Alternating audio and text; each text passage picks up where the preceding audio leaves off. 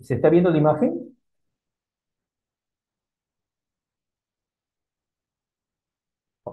No, doctor. Ya, un momento.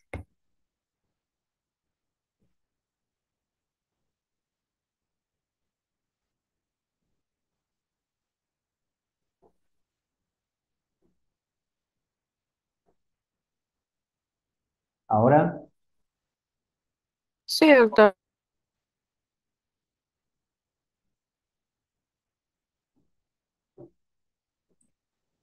ahora se está viendo. Sí, doctor, ya se ve. Sí, doctor. Ya, excelente. Entonces vamos a comenzar la clase de esta tarde, que va a ser sobre accidentes por animales venenosos o ponzoñosos en el Perú. Muy bien, comencemos inmediatamente. Tenemos una hora por delante. Lo primero que vamos a hablar es sobre el aracnoidismo, ¿no? En el Perú, los cuatro principales géneros de arañas son los que vemos allí: el Oxoceles, el Foneutria, la Licosa y el Atodectus. De los cuatro, de lejos, el más importante y el que debemos conocer bien es los aracnoidismos por el género Loxoceles, y es el cual le vamos a dedicar la mayor parte del tiempo. Bueno, en el Perú tenemos una especie que es la ETA. Entonces, los accidentes de aracnoidismo en el Perú son, en primer lugar, por Loxoceles, la ETA. Esta es una araña, un minuto, por favor.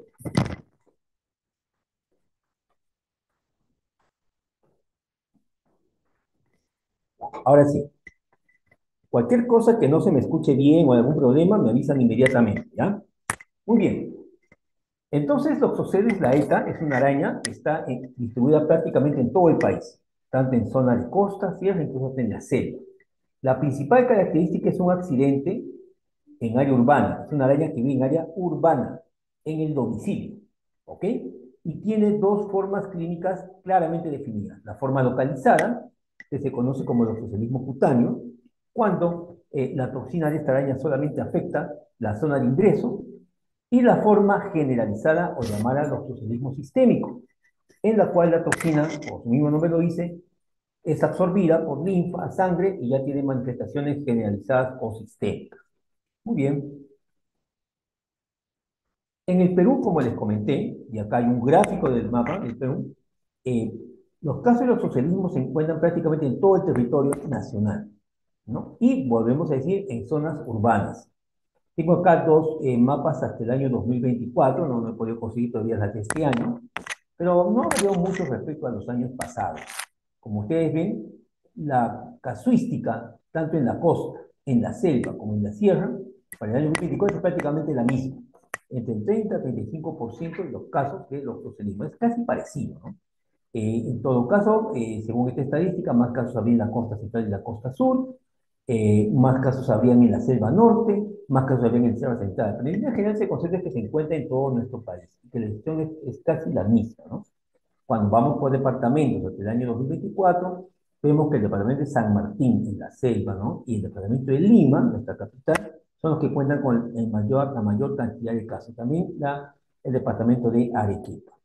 Muy bien, entonces no olvidemos que este es un accidente, un aerodinamismo fundamentalmente de contacto urbano. Muy bien, ahora vamos a eh, poner en relieve algunas manifestaciones o algunas características de los oceles laeta. Esta es una araña que tiene hábitos fundamentalmente nocturnos. Si ustedes la ven bien, ¿no? La araña es de color, tiene una parte que es el cefalotórax, que estoy señalando, que es el unión de la tórax y el abdomen. El abdomen siempre es un poco más claro que el cefalotórax. Si ustedes observan en el dorso del cefalotórax de la araña, hay una imagen que algunos lo han descrito como una escobita, como un violín invertido, como una copa invertida.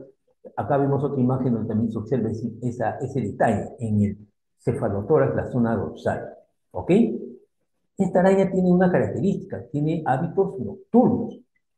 No es una araña que la vamos a encontrar en actividad en la mañana o en la tarde, sino en la noche, es nocturna.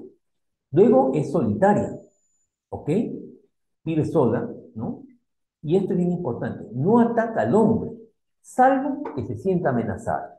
Todos los accidentes por arnerismo es porque la araña de alguna manera entró en contacto con el hombre, ¿no? Y lo ha mordido en actitud de defensa. O sea, la araña no va a atacar al hombre. Hace una actitud de defensa porque realmente nos tiene mucho temor. Y el otro detalle importante es que muerde una sola vez. Muerde una vez y la araña corre, huye. No es que te muerde y luego te muerde otra vez y luego se va más allá y te muerde de nuevo. No, muerde una sola vez. Bien, esta arañita, ¿dónde la encontramos? En cualquier lugar donde pueda esconderse o guarecerse. En el día, por supuesto. Entonces, en los rincones de las habitaciones está por ahí metida. En el guardarropa está escondida. Detrás de algún armario, de alguna vitrina, de cualquier otro mueble, detrás del mueble o debajo de ello, puede estar escondida. Incluso hasta detrás de los cuadros de la pared. Allí es donde está escondida en la mañana, porque es una araña nocturna. Entonces, ¿qué pasa? Que la araña de allí sale, ¿no? En la noche a alimentarse. Es una araña rastrera. Es una araña que no está colgada de una telaraña, por ejemplo. No es de esas arañas que tienen su telaraña y de ahí está colgando. No es así. Es una araña rastrera. Camina por el suelo, por las paredes y sale en la noche a alimentarse de algún insecto. ¿Ok? Entonces, los casos de hidrofobilismo ocurren fundamentalmente dentro del domicilio. ¿Ok? Dentro del domicilio. ¿En qué momento suceden generalmente? En las mañanas. Una persona se levanta, se despierta, abre su guardarropas, saca quizás una casaca, saca quizás una chompa, no la sacude y la araña está bien escondida. Se la pone e inmediatamente sufre el accidente.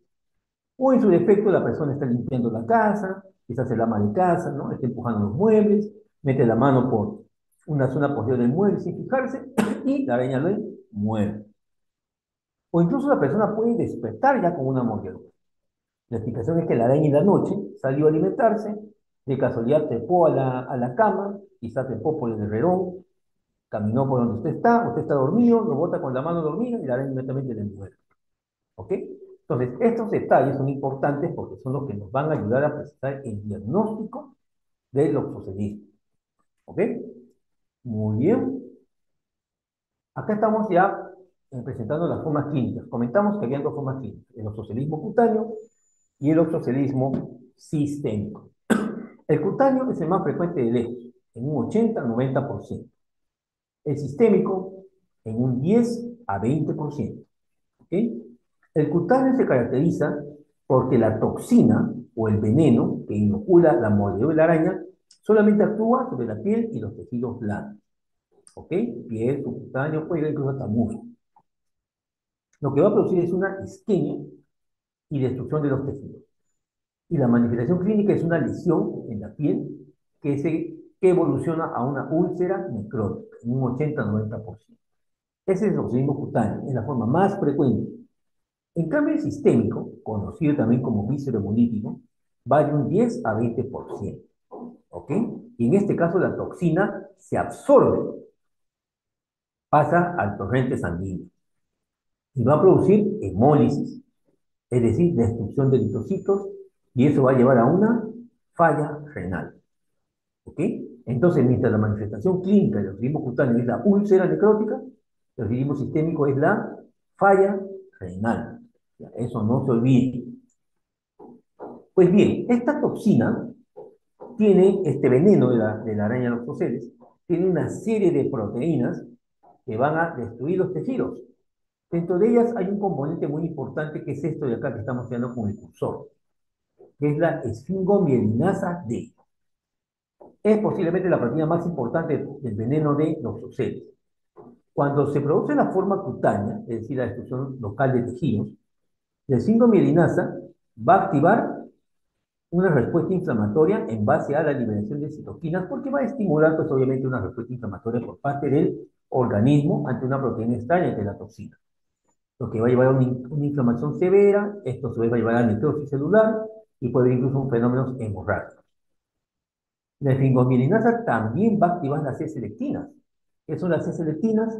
Son unos receptores que están en el endotelio, en los vasos sanguíneos, y que a su vez permiten que los leucocitos puedan adherirse a los vasos sanguíneos y a través de ellos migrar hacia el tejido afectado.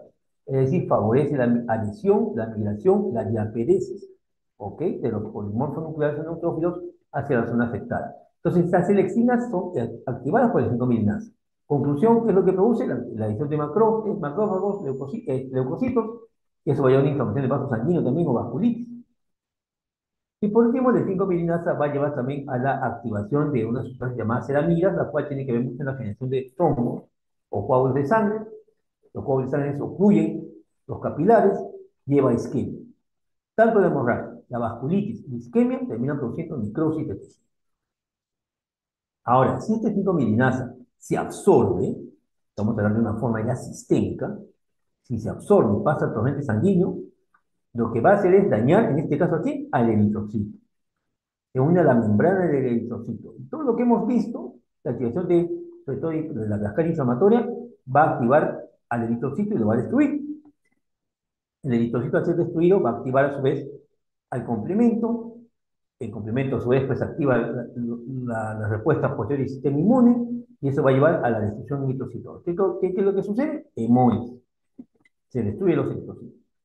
A su vez, la 5-milinasa también va a activar de forma sistémica las selectinas, ¿no? Es decir, los receptores endoteliales que va a su vez a activar a los polimorfos y también va a formar trombos. Los trombos también van a llevar a formar una coagulación intravascular diseminada. ¿Qué lleva a esto y la hemólisis? A daño renal. Cuando hay una hemólisis, ¿no? Hay liberación de hemoglobina y pigmentos hemáticos, ¿no? Y cuando hay coágulos, eso va a terminar produciendo taponamiento renal. Y se produce entonces una falla renal aguda. Como hemos comentado, la manifestación fisiopatológica de la forma sistémica de doxocelismo.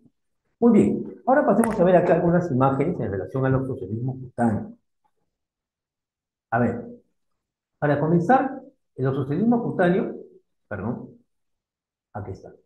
Cuando hay una mordedura inicial, la intensidad del dolor inicial de la mordedura es variable. Algunas personas duele bastante, algunas ni lo sienten. Pero lo que sí es cierto es que a la hora o 2 horas de este dolor, ya de esta mordedura, ya empieza a haber un dolor. Un dolor que es secundario a la isquemia. Hay un fenómeno de isquemia en los tejidos. Les empieza a doler, ¿correcto? La otra característica es que solo existe una sola mordedura, de modo que la araña muerde y escapa, huye. ¿Ok? Si usted tiene un paciente con varias lesiones, posiblemente eso no sea doxocelismo cutáneo, ¿no? Algunos incluso pueden ver la huella de los quelíceros, que son las mandíbulas, de los doxoceles en la herida. Entonces, acá vemos una evolución en fotos. A las 6 horas de la mordedura, que es en esta zona donde está el cursor, hay edema, eritema, se forma un halo de vasoconstricción, y a las 24-48 horas ya hay una lesión equimótica, ¿ok? O sea, ya hay un fenómeno hemorrágico con flictenas y ampollas, ¿ok? Y si ustedes ven acá alrededor de la herida, un halo grisáceo que viene a ser ya una zona de isquemia. Entonces usted ya está viendo acá una lesión, una herida que ya tiene una manifestación de isquemia, una manifestación de hemorragia, ¿ok? Eso claramente ya es una mordedura de araña. Usted al ver eso no puede decir, no, esta es una picadura de abeja, no, esta ha sido la mordedura de una cucaracha o de una pulga, no. Esto ya es una mordedura de araña loxoceles. Y posteriormente, a las 48, 72 horas, como ustedes ven, el área, digamos, isquémica se vuelve violácea, crece, y eso se conoce como la placa libeloide. Es un término semiológico que le han dado. Encontrar placa libeloide, eso es igual a decir doxocelismo cutáneo. Y luego toda esta zona termina por necrosarse, porque ya los tejidos, al tener isquemia, mueren, se necrosan, se infartan. Se necrosa y se hace una escala necrótica, la cual crece en extensión y profundidad. Todos los tejidos se han destruido, han sido prácticamente disueltos por la toxina de los doceles. Acá tenemos más imágenes. Ven que acá había una mordedura en el abdomen. Ven acá la zona central que ya está necrótica. Alrededor está ya pálida violácea y el eritema alrededor. Acá hay otra imagen. Al final se forma una escara necrótica. Vean acá esta otra imagen. Esto a nivel de un brazo. Parecería una escara una escara por mala posición, pero ya es por la mordedura de los doxoceles. Acá tenemos otra en la pierna, acá tenemos otra. Ven que la escara puede crecer de gran manera. Y esta escara necrótica, obviamente, es un efecto. De evolución total, toma entre 4 a 6 semanas, y finalmente la escara se cae y deja una úlcera, ¿no? Que después puede cerrar de forma espontánea entre 6 a 8 semanas, dejando una gran cicatriz. Obviamente, estas son las manifestaciones clínicas del doxocelismo cutáneo. Entonces acá tenemos un pequeño resumen. En las primeras 6 horas hay un dolor local, se puede ver incluso la huella de los quelíceros, hay un edema, pero a las primeras 24 horas ya hay una equimosis, hay inturación, eritema, puede haber incluso hasta fiebre, ¿correcto? Y en las 48 horas ya se formaron las icteras, las ampollas, ya empieza a aparecer la necrosis central, la cual se va extendiendo. Ya se observa la placa violácea. Y en la primera semana y la segunda ya tenemos la escara claramente definida, la escara necrótica. ¿Ok? Muy bien. En la forma sistémica, en cambio, como hemos comentado, la toxina de los oceles se absorbe al torrente sanguíneo. Entonces, el paciente va a presentar, como hemos dicho, hemólisis y falla renal. Las manifestaciones clínicas entonces tienen relación con eso. El paciente va a tener oliguria. La orina se puede volver rojiza porque hay hemoglobinuria debido a que hay hemólisis. E incluso puede haber también hematuria, porque aparte de hemólisis también hay fenómenos de alteración de la coagulación, como un CID o coagulación intraocular seminal, entonces ya hay hematuria. Puede haber fiebre, porque la hemólisis, la disminución de eritrocitos, produce fiebre. Obviamente mialgias, artralgias, puede haber ictericia, en este caso por hemólisis, ictericia, predominio de la bilirrubina indirecta porque hay hemólisis, ¿no? Y todo esto lleva a una falla renal, que puede llevar pues, a una uremia severa, lo que ya el paciente tiene entonces trastornos sensorios, vómitos, síntomas típicos de una falla renal aguda. Lo más importante, doctores, es que deben recordar que esto aparece en qué momento? En las primeras 24 horas de evolución. Eso es importante. Usted tiene un paciente con una historia de la mordedura por un animalito, una lesión que aparece de pronto, que usted sospecha que ha sido mordedura por los oceles. Las primeras 24 horas son cruciales porque podría evolucionar de una forma sistémica. Eso no se presenta a las 2, 3, 4, 5 o una semana del accidente. Se presenta en las primeras 24 horas. Ya quizás no exageremos, hasta las 48 horas puede ser. Entonces se aparece inmediatamente. En el laboratorio usted encuentra hematuria, hemoglobinuria, aumento de urea y creatinina porque hay falla renal, caída de hematocrito porque hay hemólisis, aumento de reticulocitos, lactato de hidrogenasa o bilirrubina indirecta porque hay hemólisis. El osocialismo sistémico es el que está ligado a la mortalidad de este tipo de aracnoidismo. El osocialismo cutáneo no mata, ¿ok?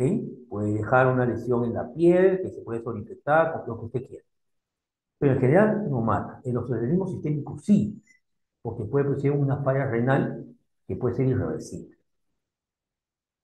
Muy bien, entonces cuando usted haga el diagnóstico, cuando tenga un paciente que se le acerque a usted y le diga, doctor, me ha aparecido esta herida en mi mano, o esta herida en mi brazo, o esta herida en mi abdomen, o doctor, yo vi que un animal me mordió, o doctor, una araña me ha mordido, de frente se puede decir, usted tiene que tratar de ver qué tipo de araña es.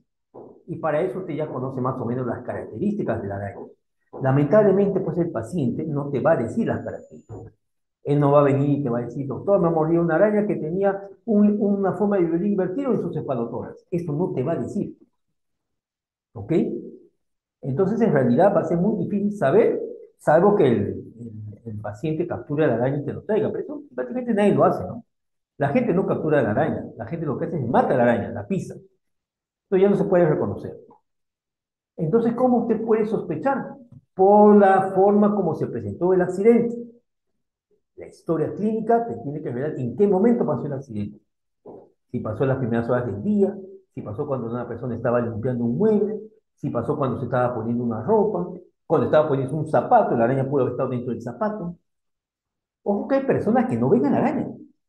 Sienten la mordedura y cuando se dan cuenta, la araña, o la supuesta araña, desapareció. No lo ven. El 50-60% ve la araña, los demás no lo ven.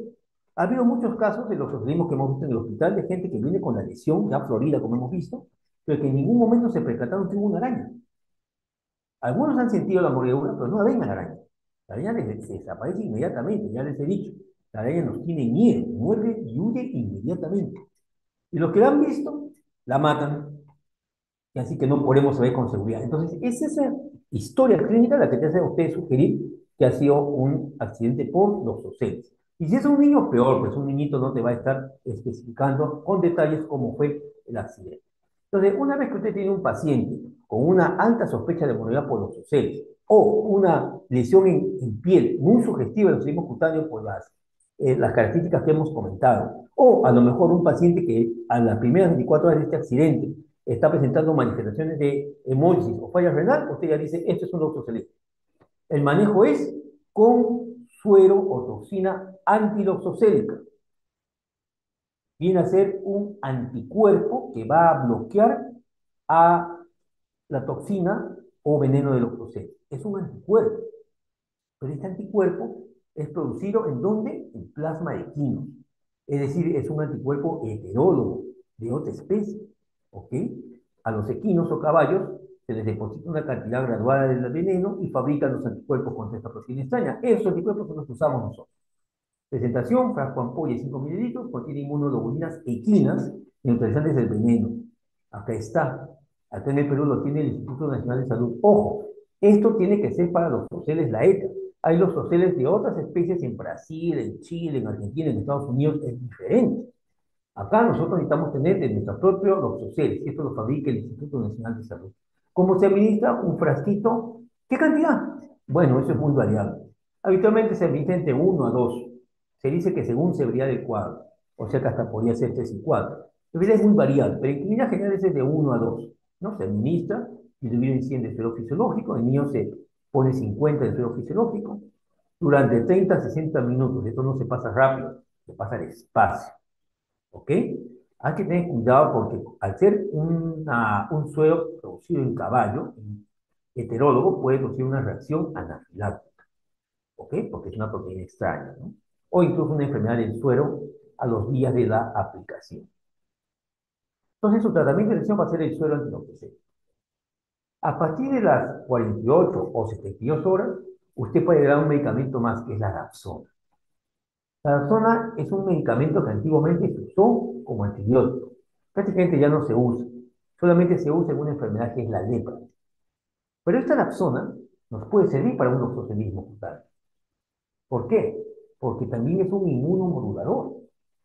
La Dapsona bloquea la activación de las S-leptinas. Por lo tanto, bloquea la quimioatracción y diaperesis de los neutrófilos.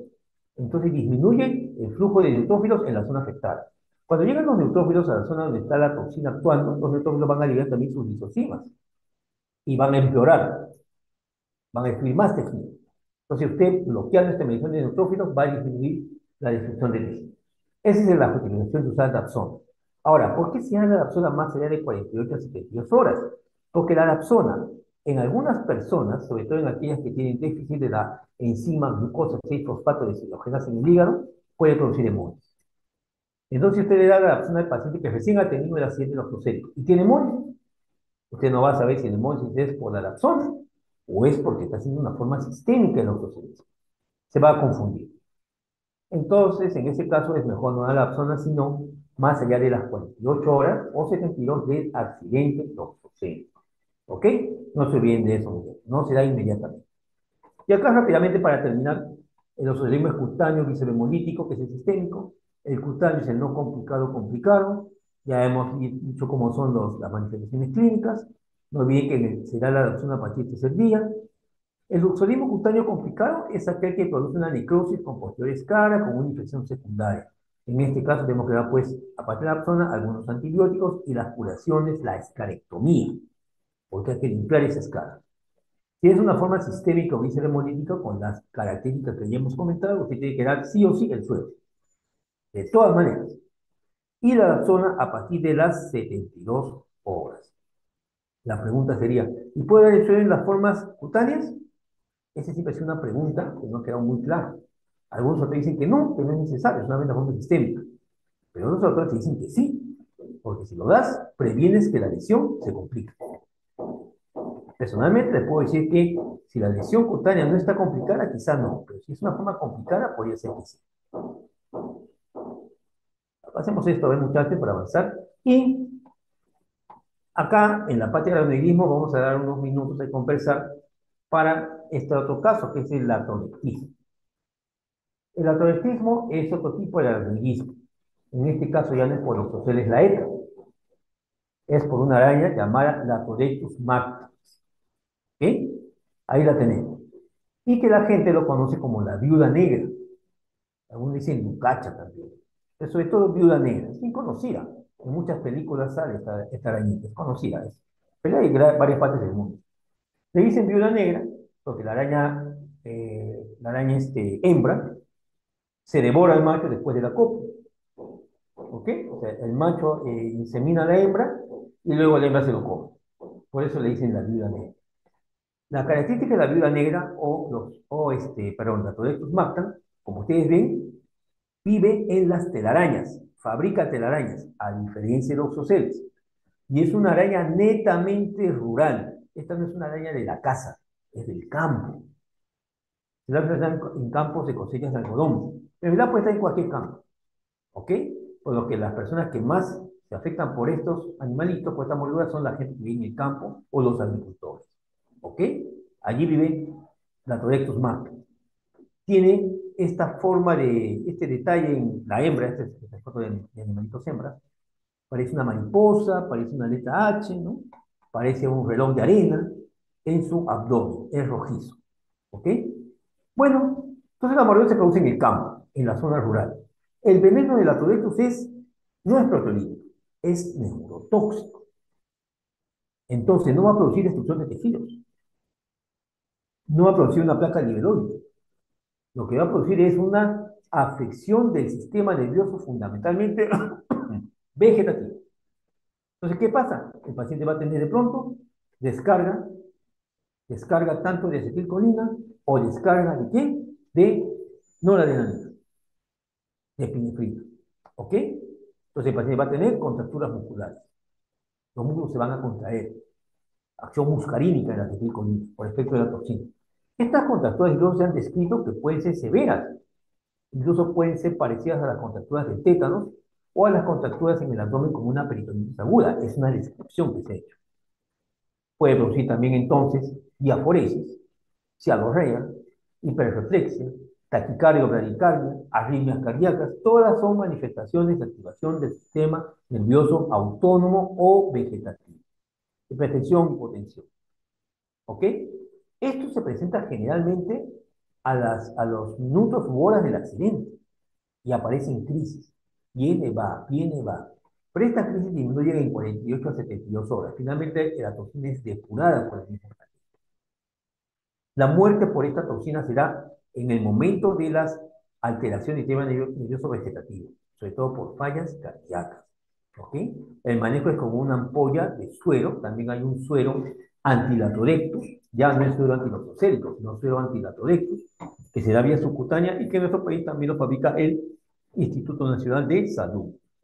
Si usted no tiene suero antilatodectus, para bloquear los efectos vegetativos, podría utilizar gluconato de calcio. Pero finalmente el mismo veneno es depurado, entonces se recupera el paciente. Solamente en este momento es que hay que tener precaución porque podría complicarse por la activación del sistema autónomo vegetativo. ¿Ok? Este es más como le he dicho del campo. Muy bien, doctores. ¿Hasta aquí alguna pregunta? ¿Algo que no quedó claro del aracnoidismo? A ver, ¿alguien me devuelve alguna pregunta o no hay nada? A ver, por favor. Todo claro, doctor. Todo bien, ¿no? Ya, muy bien. Veo que me están escuchando, me siguen la clase. Ahora pasemos al siguiente grupo, que vienen a ser las serpientes. El aracnoidismo con arañas. El ofilismo con serpientes. Las serpientes existen en todo el mundo, pero solamente hay 5 familias de serpientes, o buofilios, que es lo mismo, que producen veneno letal para el ser humano. De esas 5 familias, solamente hay 2 que tienen importancia en el Perú. Son la familia Viperidae, conocidas de manera común como víboras, y la familia Elapidae. ¿Ok? Son 2, no se olviden. Familia Viperidae y familia Elapidae. La familia Viperidae o víboras tiene 3 géneros importantes en nuestro país. El género Botrops, el género Lachesis o Lachesis y el género Crotalus. Y de los 3 vamos a hablar. De los 3, de lejos, el más frecuente e importante es el género Botrops. Y en lo que respecta a la familia Lapidae, tenemos un solo género de importancia del turismo en el Perú, que es el género Micrurus. Muy bien, entonces, igual como pasa con las arañas, debemos más o menos reconocer las características de una serpiente venenosa. el 80% de serpientes en el mundo no son venenosas, ¿ok? La gran mayoría no son venenosas. Lo mismo pasa en nuestro país. Siempre la serpiente causa espanto y temor, pero no olvidemos que el 80% no son venenosas. La serpiente venenosa tiene algunas características que podemos recordar. En el caso de las víboras, ¿no? Los más frecuentes, ¿no? La familia Viperidae, destaca estos colmillos que tienen una abertura, son acanalados y que están en comunicación directa con la glándula, una glándula salival donde está la toxina o veneno. Y cuando muerde la víbora, por estos colmillos acanalados, inyecta la toxina, ¿ok? Para matar a su presa, obviamente. La otra característica es que pueden abrir la boca más de 90 grados, ¿ok? Más de 90 grados. Prácticamente pueden poner hasta en 180 grados su boca, porque tienen un hueso especial llamado hueso cuadrado, no lo tenemos los humanos, que le permiten eso. Pero hay otras características más interesantes, que son las de acá. El ojo. El ojo de la serpiente de la familia Viperidae, como ustedes ven, la pupila es de aspecto lineal. Eso es bien importante, porque habitualmente las serpientes no venenosas, vean esta pupila de abajo, tienen una pupila de otro aspecto, redonda. Mientras que la familia Viperidae tiene una forma lineal. Siempre le comento a ustedes que si tienen un gatito como mascota, observen los ojos de su gatito en el día, no en la noche, en el día. Van a ver que tiene una pupila lineal en el día. Algo así es en el caso de las serpientes venenosas de la familia Viperidae. La otra característica es que tiene dos orificios. Uno es la nariz, ¿cierto? Su nariz para que vuela, obviamente. Y hay otro orificio que parece la nariz, pero no es la nariz. Le llaman la foseta lateral. Esta foseta lateral es típica de las serpientes de la familia Viperidae, venenosas. Es un órgano termorreceptor. A través de ello la serpiente capta el calor que emana algún animalito, algún roedor, algún animal del cual se alimente. Capta el olor, capta el calor, ve el calor, por decirlo así, y lo puede capturar. Ese órgano termorreceptor es propio de la familia Viperidae. Y si ven pues la boca, ven los colmillos acanalados que ya hemos comentado, ¿no? En el caso de las serpientes no venenosas, estas serpientes no venenosas no tienen foseta lateral, no tienen ojos con pupilas lineales y sus colmillos son muy pequeños. Las serpientes no venenosas tienen estas características. Sin embargo, hay una serpiente venenosa que tiene estas características. Es la serpiente de la familia Elapidae. ¿Ok? Entonces, esta de acá. Esta serpiente Elapidae tiene muchas características de las serpientes no venenosas, pero la podemos reconocer porque su cuerpo está lleno de anillos de colores, ¿no? Ok, hasta ahí se entendió. Acá vemos más imágenes, ¿no? Vemos acá las víboras, familia Viperidae. Otra característica es que su cabeza parece una flecha, ¿no? O una hojita. ¿Ven? Acá tenemos la fosita lateral, la pupila elíptica, aunque acá en el dibujo no parece que fuera elíptica, lo que hemos comentado, ¿no? Mientras que las no venenosas no tienen esas características, ¿no? Pupila redonda, no hay foseta lateral, y la serpiente de la familia Elapidae, ¿no? La familia Micrurus en el Perú, en cambio, se parece mucho a la serpiente no venenosa, pero tiene estas bandas de colores que la delatan, vamos a decir, algo así. En el Perú dijimos que de lejos la familia Viperidae es la que tiene la mayor cantidad de casos. Y de la familia Viperidae, el género Botrops, 96%. La Quesis 3%, Crotalus 1%. ¿Ok? Entonces, siempre que hablemos de víboras o de serpientes venenosas, piensen que la más importante del Perú es la familia eh, perdón, el género Botrops, en la familia Viperidae. Hay varios tipos de Botrops. Acá entre paréntesis se ponen los nombres que la gente le conoce. En la selva, por ejemplo, en Quito los llaman jergón al Botrus atrox, al Botrus atrox joven le dicen cascabel, cuando no es la serpiente cascabel que conocemos, al Botrus bilineato le dicen doro machato, es una serpiente arborícola. Entonces, a veces hay que conocer los nombres populares que tiene para poder ubicarla. ¿Ok? Bueno, esta es una tabla estadística, ¿no? Y claramente en el Perú la mayoría de accidentes están en la zona tropical, en la selva. Loreto, San Martín, Ucayali, Junín, no hablamos de la Sierra de Junín, hablamos de la selva de Junín, de la provincia de Chanchamayo, por ejemplo. Son lugares donde hay bastantes casuísticas de accidentes porfirios. Amazonas también. Huánuco, hablamos de la provincia o la zona de Tingo María, que es selva. Pasco, no estamos hablando del Cerro de Pasco, estamos hablando de Oxapampa, provincia de Selva, en el departamento de Pasco. Y también tenemos por acá Lima. ¿Dónde está Lima? Acá está Lima. Pero Lima no tiene zona de selva, efectivamente, pero también hay serpientes en los valles de Lima. ¿Ok? Entonces, estos casos también los podemos presentar en nuestra ciudad. Es más, el Hospital Cayetano Heredia tiene una estadística muy interesante de accidentes porfirios en el cono norte de Lima, en la zona de Cieneguilla, bueno, Cieneguilla no, disculpe, Caraballo, Comas. No estamos diciendo en la ciudad, estamos diciendo en los pueblos jóvenes que viven en los cerros.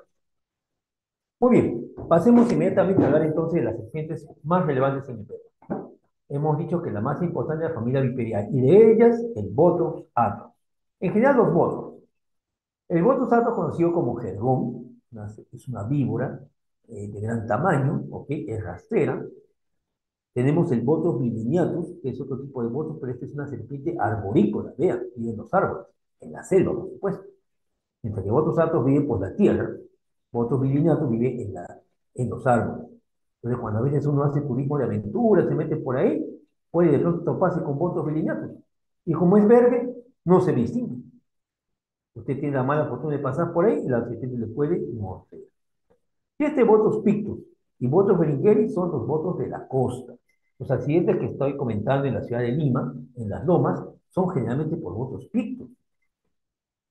En las lomas de la Chay, por ejemplo, se creen casos de accidentes por Botrys pictus. Son Botrys más pequeñas en comparación a las Botrys de la selva, pero son también igual de venenosos. Acá está en el mapa de Perú más o menos donde se han distribuido casos de Botrys pictus.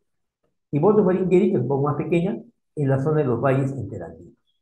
Entonces tenemos serpientes prácticamente en todo el Perú también. No es solamente un problema en la selva. Y respecto a la toxina del Botox, esta toxina o este veneno tiene proteasas, es decir, enzimas de tejidos, fosfolipasas, hialuronidasas, todas son enzimas que van a destruir tejidos. ¿Ok? Esa destrucción de tejidos produce liberación de mediadores de la inflamación, como es obvio.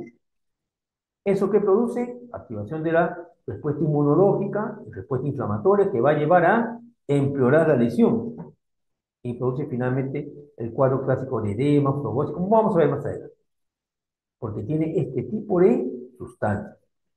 ¿Qué más tiene?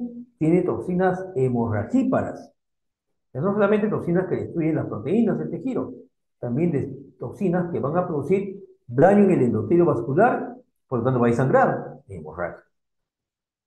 Esa hemorragia tiene que detenerse. Este es el juego del factor de coagulación. Como la hemorragia continúa, se consume el factor de coagulación. Conclusión, más hemorragia. Entonces ya tenemos dos problemas: destrucción de tejidos y hemorragia. Por último, la toxina también puede activar la cascada de coagulación. Entonces, así como hay hemorragia, hay un estado de hipercoagulabilidad, bloqueo de vasos sanguíneos, que lleva isquemia de tejidos, y eso lleva a infarto y muerte, necrosis de tejidos.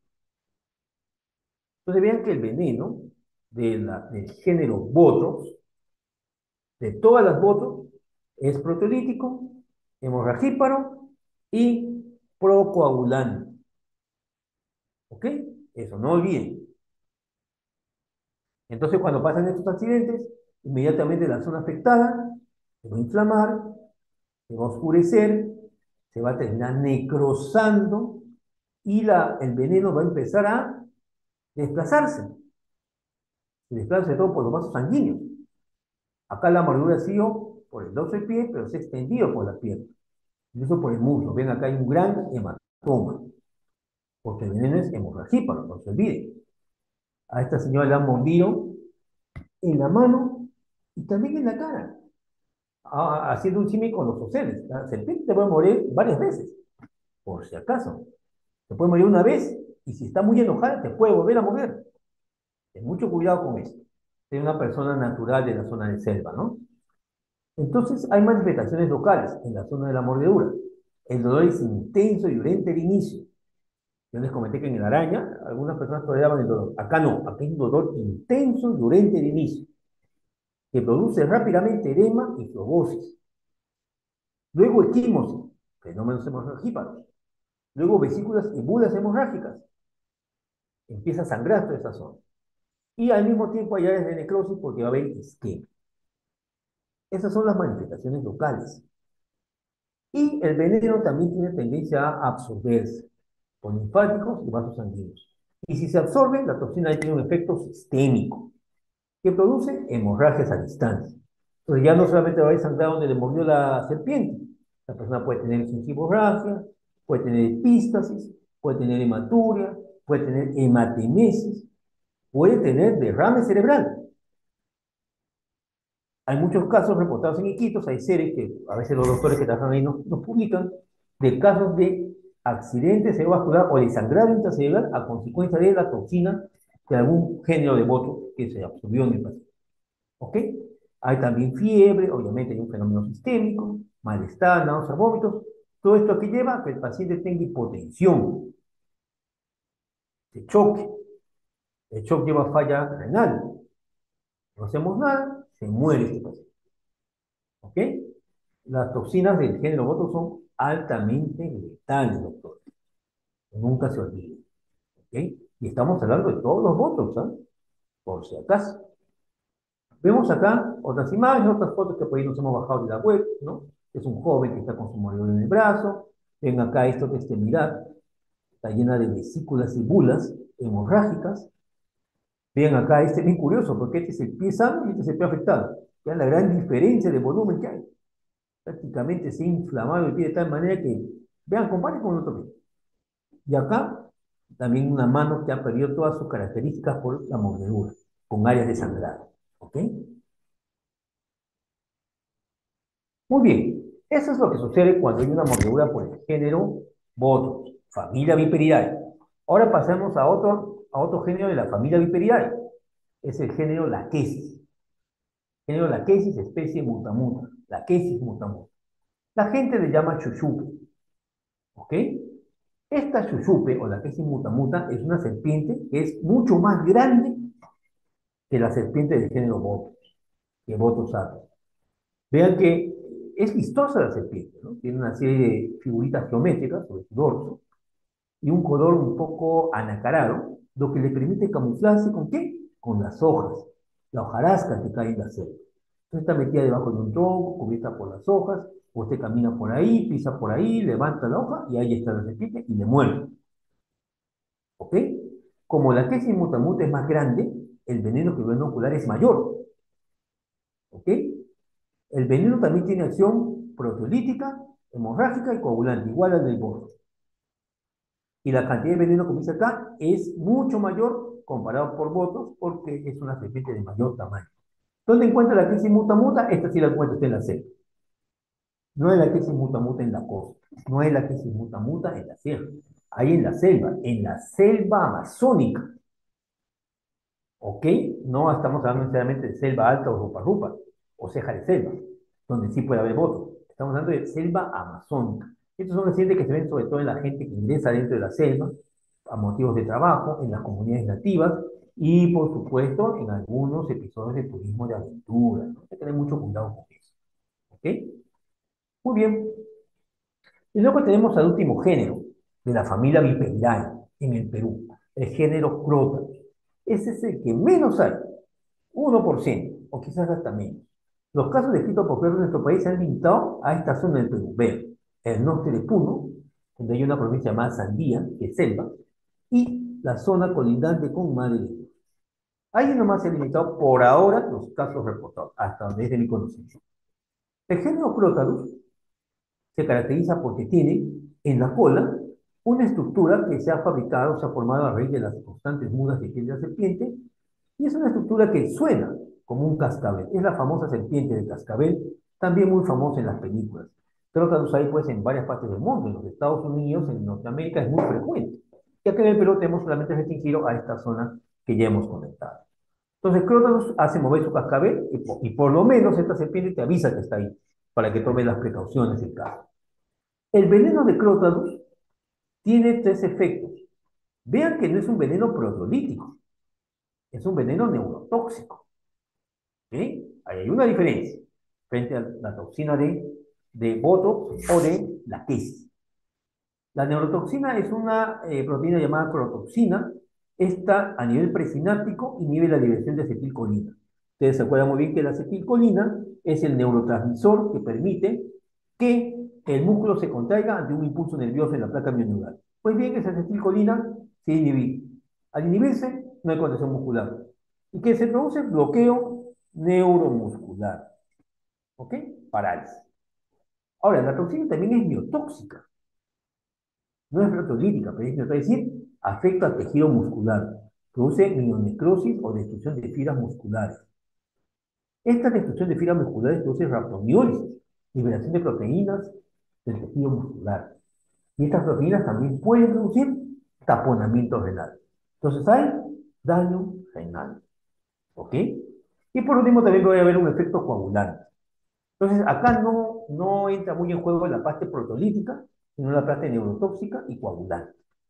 El cuadro clínico entonces es de una persona que tiene bloqueo neuromuscular. Puede tener tosis palpebral, se le caen los párpados, oftalmoplejía, diplopía, en este caso porque los músculos auriculares o los músculos del globo ocular no funcionan bien, dificultad para la dilución por parálisis de la musculatura orofaringia, etc. Incluso hasta fallas respiratorias, porque se paralizan los músculos respiratorios. ¿Ok? Hay una fasis miasténica, ¿no? Como la miastenia gravis. Entonces, esa es la principal característica de un envenenamiento por crótalos. Puede haber mialgia porque hay acción miotóxica y finalmente puede haber falla renal por la mioglobinuria, como hemos comentado.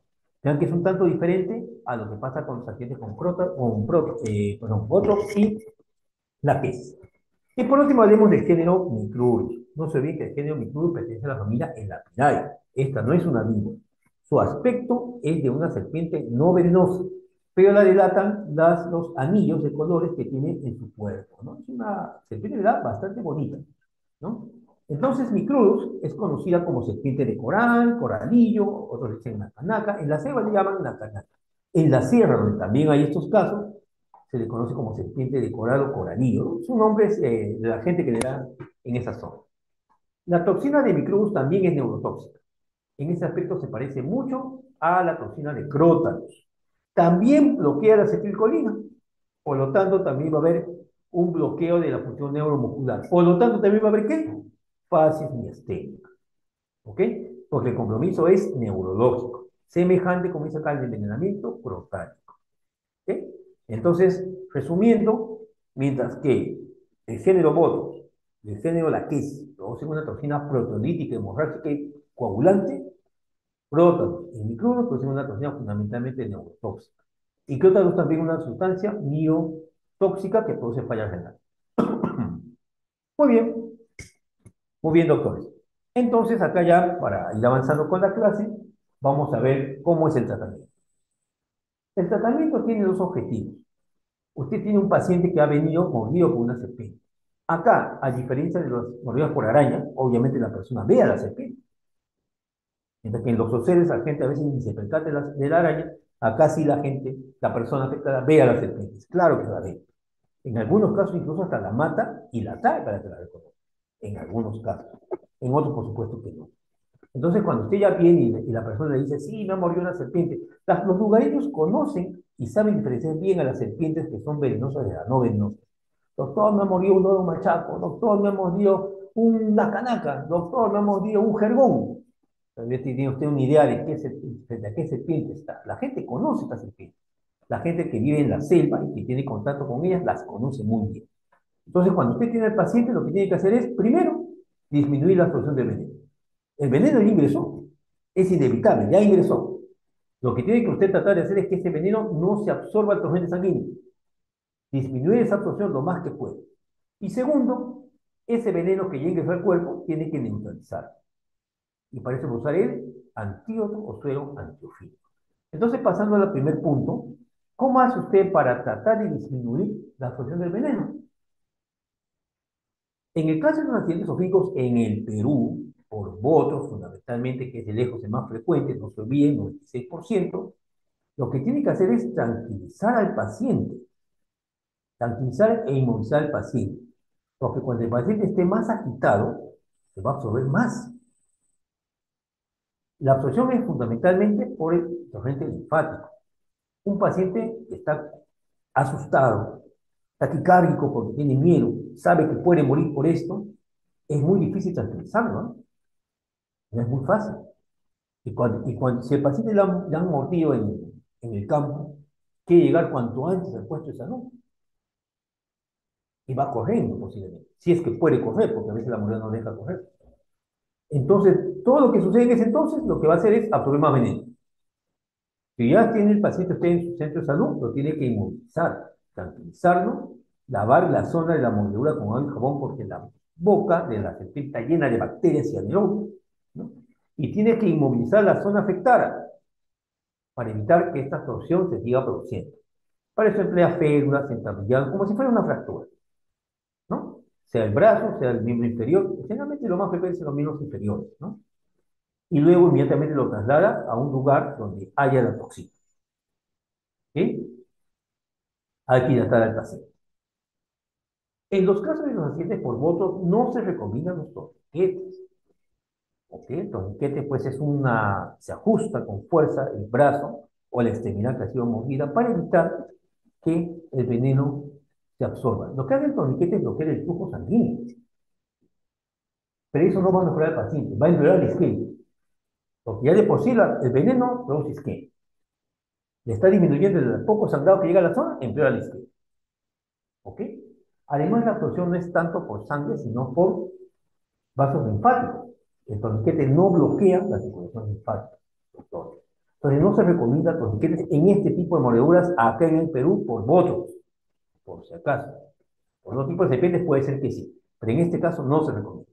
Tampoco realizar cortes. Hay gente que corta para exprimir la herida y botar la mayor cantidad de veneno. Tiene sentido, ¿no? Pero si corte, usted va a empeorar la hemorragia, porque el veneno es hemorragíparo. Se va a complicar. Mucho menos se le ocurra succionar el veneno, como se ve en algunas películas. El veneno se puede absorber por mucosas. Si usted se la da de valiente, de héroe, y le empieza a absorber con la boca el veneno de la herida de la persona y lo escupe al costado, lo más probable es que usted termine envenenado también, porque el veneno se absorbe por las mucosas. Entonces no se le ocurre hacer eso. Lo único simplemente es inmovilizar a su paciente, hidratarlo, lavar bien la herida y llevarlo cuanto antes al lugar correspondiente para que pongan la toxina, que es lo que finalmente le va a salvar la vida a su paciente. El suero antiofídico, igual que el antiloxocélico, también es fabricado en equinos. También es un suero heterólogo. A los equinos o caballos se les aplica porciones graduadas del veneno. Los caballitos fabrican anticuerpos y esos anticuerpos son los que vamos nosotros a poner a nuestro pacientito. El Instituto Nacional de Salud fabrica los anticuerpos o los sueros contra las serpientes de nuestro país, las especies de nuestro país. En Brasil, que está al costadito, hay otro tipo de votos, por lo tanto, otro tipo de suero. No nos vayamos a confundir. Es propio de nuestro lugar. Tenemos suero antibotópico polivalente porque combina para todos los votos. Hemos visto que hay votos sato, votos bolingeri, votos pictus, votos lodo machaco, que es el que es arborícola, etc. Entonces es un suero antibotópico polivalente. Hay también un suero antilaquésico, que es contra la mordidas por lactesis muta o chuchupe. Y hay un suero anticrotálico contra crótalos. ¿Ok? Entonces tiene que poner el suero correspondiente. Y para eso usted tiene más o menos, ya conoce cómo es la manifestación de clínica de cada una de ellas. ¿Y cuál es el más frecuente? Si usted tiene mucha duda, vaya al polivalente, pues. Tiene mucho que ganar ahí, porque es el 96-98% de casos de ofilismo en el Perú. ¿Ok? Sí que finalmente tiene mucha duda. Bueno, ¿cómo se administra? Se administra también en un vial de 500 centímetros cúbicos de sodio, también de manera lenta, 30 minutos. Y lo ideal es al inicio, las primeras 24 horas. Eso siempre se ha dicho en un inicio, para bloquear la toxina y, en fin, tener mejor pronóstico. Sin embargo, doctor, si su paciente vino a las 48 horas, póngale el antitoxina. Si su paciente vino a las 72 horas, póngale el antitoxina. Si su paciente vino a las 5 horas y ya está con su pena comprometida, póngale el antitoxina. De todas maneras va a bloquear algo. Ya si pasó 1 o 2 semanas, quizá ya no tanto, ¿no? Pero la idea es ponerlo lo más pronto posible. Ya no en las 24 horas, eso es ideal. ¿Ok? Y otra cosa que se decía es que el suero se pone una sola vez, porque al poner 2 o 3 veces podría producir reacción anafiláctica, ya que es un suero heterólogo. Eso también ya no se aplica en la actualidad. Usted puede repetir, tomando las precauciones del caso. Porque un solo suero, vía o dos o tres, a veces no termina por bloquear todo el veneno. ¿Ok? Entonces, acá dice la pregunta justamente. ¿Qué tipo y cantidad de suero debo aplicar? Yo tengo a mi paciente. Eso depende, primero, del cuadro clínico de ofilismo, para ver si le aplico un suero para la case o un suero para botox, etc. Luego, si la presentación es una forma leve, moderada o severa. Si es leve, le pondré menos. Si es severa, le pondré más. ¿No? El tamaño de la serpiente. Habitualmente las serpientes más grandes, se supone, inoculan más veneno, y es correcto. Y es una serpiente de 3 metros, con todas igual le he metido más veneno que una serpiente de 1 metro. Pero no olvidemos que los vivoresnos, que son las serpientes bebés pequeñas, son pequeñitas, pero están llenas de gran cantidad de veneno. La mordedura de un vivoresno es muy parecida a la mordedura de una serpiente adulta. Es decir, le ha mordido un vivoresno, una serpiente bebé, trátelo como una mordedura grave, porque a pesar que es chiquita, le ha inoculado bastante veneno al paciente. No se olviden de ese detalle. El tiempo de llegar al centro de salud también, ¿no? Cuanto más se demora en llegar, tiene que aplicarle pues más, ¿no? Bueno, algunos hablan del hábito alimenticio de la serpiente. Supone que la serpiente está llena, te muere y te inocula menos veneno. Si la serpiente no ha comido 2 o 3 semanas, te va a morir y te va a inocular mayor veneno. Pero para saber eso, tenemos que preguntárselo a la serpiente, ¿no? Y obviamente eso no es así, ¿no? Es un poquito difícil calcular eso. Muy bien, ven acá como incluso miren la distancia de los quelíceros, no, estos no son quelíceros, disculpen, los colmillos de la serpiente.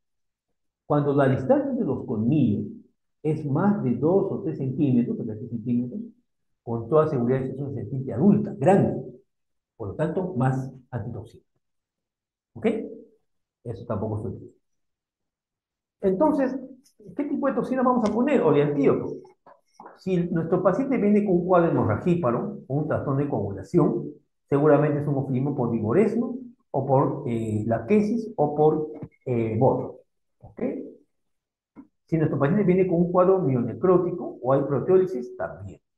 Si hay un cuadro neurotóxico miasténico, seguramente es un elapírico, es decir, el de micrurus, o en todo caso es un accidente crotal.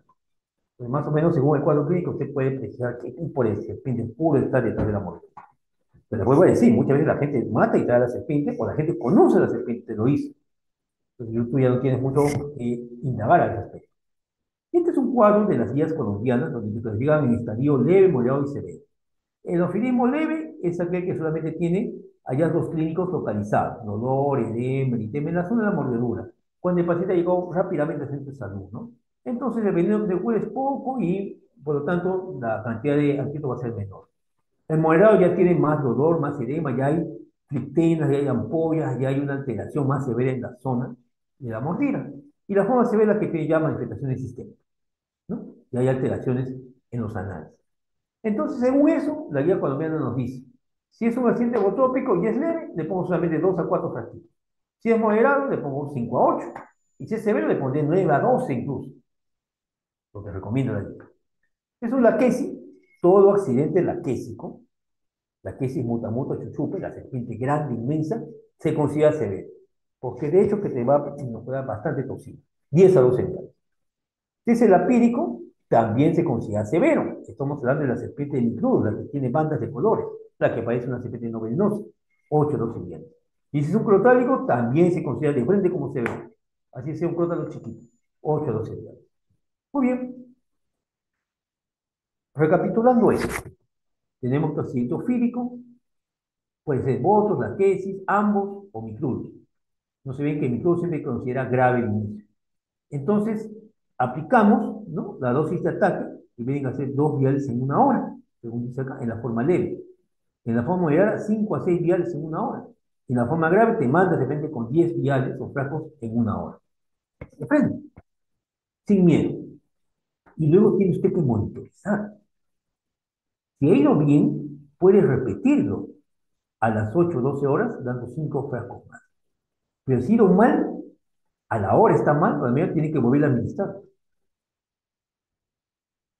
Y si a la hora sigue mal, le puede volver a administrar. Pero puede haber reacción anafiláctica, puede haber, pero usted tiene que administrar. Porque significa que el veneno sigue circulando y hay que bloquearlo. ¿Ok? Los reportes de anafilaxia son realmente raros, pero hay que tener en consideración. Entonces, acá el mensaje es que si usted ve la necesidad de volver a repetir, porque no mejora el paciente, le repite la dosificación del antídoto. Entonces ya no basta con poner una sola vez y esperar, no. Se pone la cantidad, si es leve, 2, si es moderado, 4, 5, si es grave puede ponerse 10 hasta 12. A veces es la experiencia o el cálculo, como se dice, al ojo, ¿no? Que cada médico que ya tiene experiencia en esto, por supuesto, lo hace, ¿no? Y si a la hora no ha mejorado, tiene que volver a repetir. Y si no ha mejorado, tiene que volver a repetir. Y si ya mejoró, usted se aguanta y espera sus 8 o 12 horas para volver a dar una cantidad mucho menor. ¿Ok? Este cuadrito, por si acaso, nos va a compartir un doctor muy conocido en Iquitos, que es experto en ofidios, ¿no?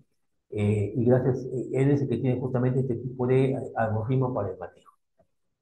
Ahora vean este cuadrito, por favor. ¿Ya? Primero vamos a comparar con este de acá. Entonces, en la conclusión que dice acá, dice, primero que todo tratamiento es urgente. Todo firma es urgente. ¿Ok? Acá no es como los especialismos que si es cutáneo, no hay problema, puedo esperar. No, acá es todo urgente. Y hay que dar la aplicación oportuna de antídotos cuanto antes. Se recomienda marcar el borde del eritema y el edema para ver cómo progresa esto, cómo mejora con el tiempo. Si usted le pone el antídoto y eso empieza poco a poco a disminuir, en buena hora. Pero si está empeorando, supera el perímetro que está marcado, está yendo mal. Usted podría volver a poner más antídoto. Cada 4 o 6 horas hay que repetir las pruebas de tiempo de coagulación, tiempo de protrombina. Esto que les menciono acá, en este cuadrito, es una prueba en la cual uno saca sangre del paciente, la sangre lo coloca en un tubito y espera con calma. Más o menos unos 20, 30 minutos. Pasar ese tiempo lo pone de costado. Si se forma un coágulo, ¿no? Significa entonces que su coagulación del paciente está bien. Hay factores de coagulación. Pero si a la media hora no se forma el coágulo, significa que este paciente no tiene factores de coagulación adecuados a consecuencia de la toxina. ¿Qué tiene que hacer usted? Meterle más antídoto. ¿Ok? Es una forma práctica de medir el perfil de coagulación, si es que no tiene usted un laboratorio de la mano. Otra cosa importante es que hay que vacunar a estos pacientes. ¿Contra qué? Contra el tétano. Clostridium tetani, la bacteria que produce tétanos, vive en la cavidad oral de estas serpientes. Entonces hay que vacunar. ¿Ok? El dolor es tan intenso que a veces hay que usar opioides. Hay que evitar los AINES. Los antiinflamatorios pueden producir, como ustedes bien saben, alteración de la función plaquetaria y la función de coagulación y pueden crear hemorragia del paciente. Si hay un síntoma comportamental, cirugía. Vean esta mano completamente inflamada y destrozada. Esto tiene que ir a cirugía. ¿Ok? Pero ojo, primero hay que completar la parte de la coagulación, porque si no, se va a empeorar en la cirugía. Hay que transfundir sangre, factor de coagulación. En el caso de un accidente crotálico, diálisis, en el caso de que haya falla renal. En el caso de un accidente crotálico o por micrurus, y hay falla neurotóxica, posiblemente incluso hasta ventilación mecánica. ¿Ok? Entonces, este tipo de acciones lo que nos llevan es finalmente a salvar la vida de nuestro paciente. Y en realidad, lo que sucede es que si usted actúa rápido y le pone el antídoto de la manera adecuada, la cantidad adecuada, su paciente va a mejorar y se va a recuperar. Pero si pasa el tiempo, no lo hace bien, demora, se va a complicar y se va a terminar muriendo. ¿Ok? Muy bien. Doctores, ¿hasta acá alguna pregunta? ¿Todo quedó claro? ¿Alguna duda?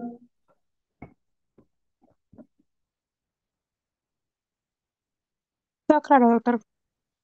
Muy bien. Entonces seguiremos ya la parte final. Son 3 o 4 diapositivas más. Acá solamente quiero tener a colación algunos otros accidentes por animales venenosos en nuestro país que también es bueno recordar. El primero es el escorpionismo, producido por escorpiones o alacranes. En el Perú tenemos dos tipos. El primero que estamos señalando acá, que es el género Anuroides, y el otro que está acá abajo, que es más oscuro, que es el género Pi. El Anuroides es típico de la costa y de la sierra. A lo mejor algunos de ustedes han encontrado este animalito en su casa, a veces aparece en las casas. El Anuroides produce pues bueno, la mordedura en realidad es con el aguijón de la cola, ¿ok? Entonces, inocula un veneno, una toxina que produce un gran dolor y inflamación. Pero esta toxina no produce más daño. Así que el manejo es solamente manejo del dolor y nada más. No hay mayor problema con el género Anuroides. En cambio, con el género Tipius de la selva, sí. Este alacrán negro en la selva puede producir un veneno neurotóxico. como dice acá, parecida de la Todectus magna, la viuda negra. Y hay un reporte justamente del año pasado, no sé si fue en Pucallpa o en Iquitos, pero es de una zona de dentro de la selva, pero no es en la ciudad, ¿no? De un caso de una persona que falleció por una mordedura con piña. ¿Ok? No son casos raros, pero hay que conocer. La otra forma es el lepidopterismo. El lepidopterismo está relacionado con las mariposas, pero no con cualquier mariposa. Las mariposas del género Ilesia, que son estas, que se conocen como, bueno, polillas, palomillas, algunos le dicen, ¿no? Son las que están relacionadas con el lepidopterismo. En este caso no es que perdón, la mariposa te va a morder, no. Es el contacto con las escamitas de las alas de esta mariposa. Entonces, esas escamitas te van a producir una dermatitis de contacto muy urticarizante. Ese es el lepidopterismo. ¿Ok? Contacto con mariposas del género Ilesia en nuestro país. Luego tenemos el erucismo. En este caso el contacto no es con la mariposa, sino con el bebé de la mariposa, es decir, con la larva. La larva de la mariposa se conoce como orugas.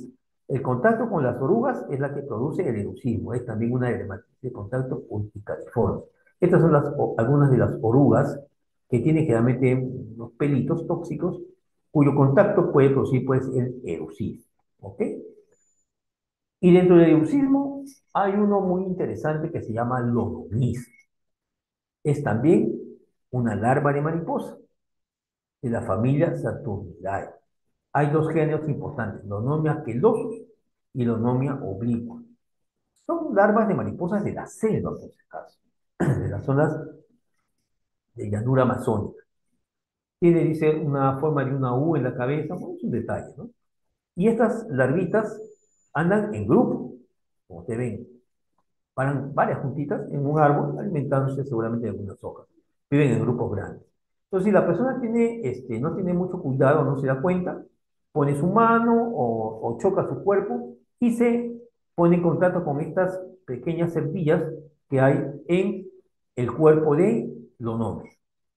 Y estas serpillas son espinas con glándulas venenosas. Y acá sí nos va a pasar una toxina. Entonces acá el cuadro no va a ser un cuadro de urticaria, no va a ser una toxina que nos va a producir diátesis hemorrágica. Entonces, ¿qué tiene el paciente? Manifestaciones hemorrágicas. Fundamentalmente, equimos. Se ha visto también casos de hemartrosis o sangrados en articulaciones. Entonces, las diátesis hemorrágicas están asociadas a fenolunomias. Hay un sangrado que, por ejemplo, está generalizado. Y el mismo paciente te lo dice, ¿no? Estuvo en la selva de paseo y de pronto tuvo contacto con este tipo de orugas. A los pocos días empieza a tener equimosis por todo el cuerpo. Hace cosa de 3 o 4 años tuvimos un caso interesante en el hospital Revallar. Era una mujer, creo que ya tenía tantos años, que se vio del paseo a la selva, se vio por la zona de Loreto, no me acuerdo bien la zona, y el caso que se tomó sus fotos ahí, en plena selva virgen, ¿no? Colgada de los árboles, fotos bien bonitas. Y en una de ellas se había apoyado en un tronco y justo en el tronco había los nombres. Y se pinchó, no le hizo caso. A los 3 días se llenó de moretones en todo el cuerpo. Se hospitalizó y acá en el Perú, para sorpresa nuestra, no hay suero contra neumonía. No hay. Se tuvo que traer de Colombia. Se le pasó, se le puso y mejoró el paciente. Porque era una señora que tenía una plaquetopenia y una alteración de la coagulación que no mejoraba con nada. Se le pasaba plaquetas, se le pasaba plasma fresco, frío precipitado, mejoraba un poco y al rato volvía nuevamente a alterar. Fue con el suero antidonómico de Colombia importado, que se tuvo que hacer una gestión con INS, que recién se pudo estabilizar la paciente. Acá nosotros no tenemos eso, por si acaso. Entonces, esos sangrados pueden ser fatales en 4% de los casos. Muy bien, muy bien, doctor, esa es toda la clase. Si hubiera alguna pregunta, a ver, parece que todo ha quedado claro, ¿no? Bueno, doctor, espero que la clase les haya servido bastante, ¿no? Para enfocar, en algún momento ustedes como médicos van a tener seguramente algún accidente de este tipo. Es frecuente en nuestro país, es frecuente en nuestro hospital Revalere llegar casos de leucocele. Cada cierto tiempo nos llega casos también de ofilismo, pero de ofilismo en la costa, ¿ok? ¿No? Y como le dije la otra vez, un caso raro de lo mismo tuvimos por ahí. Muy bien, doctores, ¿alguna pregunta? ¿Todo bien? ¿Para dar por concluida la clase? Muy bien, parece que todo bien. Muy bien, doctores. Entonces, esa ha sido la clase por el día de hoy. Buenas tardes. Gracias, doctor. Gracias, doctor. Gracias, doctor.